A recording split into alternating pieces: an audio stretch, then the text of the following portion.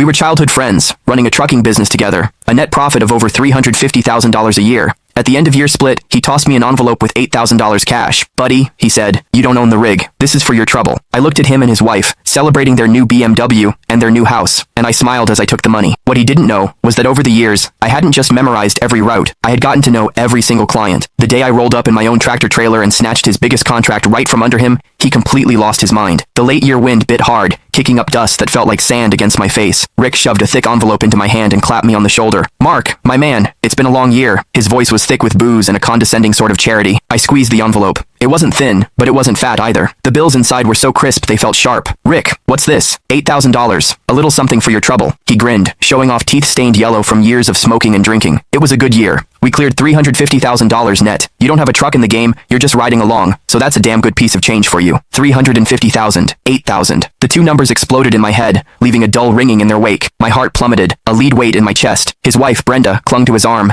dangling the keys to a brand new BMW. The blue and white logo seemed to burn into my eyes. Mark, you just keep working hard for my Rick next year, and we'll take care of you. Her hand, with its fire engine red nails, fished a set of house keys from her purse. She tapped them against the floor plan of their new home. This one's 1,800 square feet. We close next week. You'll have to come to the housewarming. I watched the raw, unfiltered happiness and pride spilling off them. I felt like a ghost at their feast, a complete and utter joke. I forced the corners of my mouth into a smile that felt like cracking plaster. Thanks, Rick. Thanks, Brenda. I stuffed the $8,000 into my pocket. My hands were steady, but my fingernails were digging so deep into my palms, I thought I might draw blood. The dinner was at the nicest steakhouse in town. The private room was stuffy with heat, and the food on the table was arranged like art. I had zero appetite. My mind drifted back to the endless days and nights on the road. The summers, when the cab was a steam box with no AC, and I had to chug lukewarm water and pinch my own thigh just to stay awake. The winters, when we were snowed in on some godforsaken mountain pass, gnawing on frozen sandwiches for 2 straight days. I once drove for 3 days straight to make a rush delivery, my eyes so bloodshot the whole world seemed to shimmer and shake. And where was Rick during all of that? He was at home, tucked into his warm bed, AC blasting, making the occasional phone call to manage me remotely. Mark, keep an eye on that load. Can't have any issues.